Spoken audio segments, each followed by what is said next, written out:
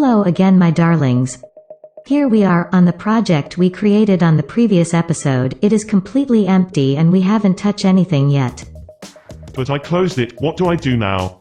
In that case, all you have to do is to start the Unity Hub from your OS menu. It is a good idea to anchor the Unity Hub to your taskbar, that way you will be able to access it quickly. Once inside the hub, just click on your project and wait for the editor window to open.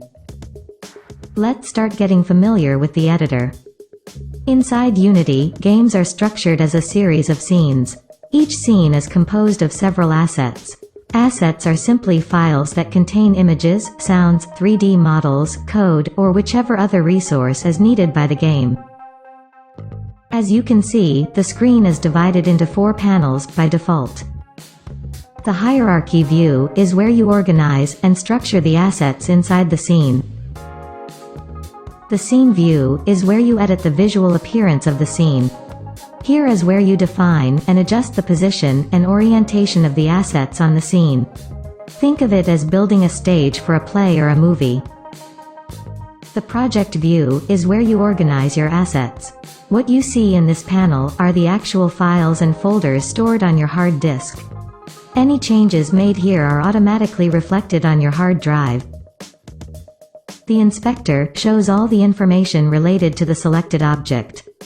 For example, if you click on the main camera, you will see all the components of the main camera and you can then edit them if you need to. There are other important panels you will use often, like the game view, which displays the output of the currently active camera.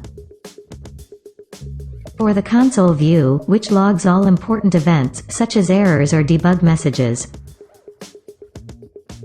If the desired view is not visible, all you have to do is to click on its name. If it is not open, or if you can't find it, you can go to the menu and click on Window and find it there. Most options on this menu contain sub-menus. Please remember, the most important windows can be located under General. All the windows inside the editor are dockable, which means you can modify the layout by simply dragging and dropping any of the windows inside the editor. For example, in my personal opinion, you can work much better if the hierarchy view is next to the inspector.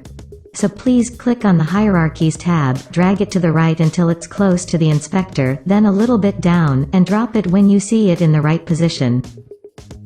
You can always restore the original layout by clicking on the Layout button, near to the top right corner, and then selecting Default on the menu. But don't do that right now, just remember the option is there. Instead, we're going to save this layout. Please click on Save Layout. Type McQuinn. And then click on Save. On the top right corner of every window, there's a small icon that gives you access to a menu with options relevant to the information shown on that window.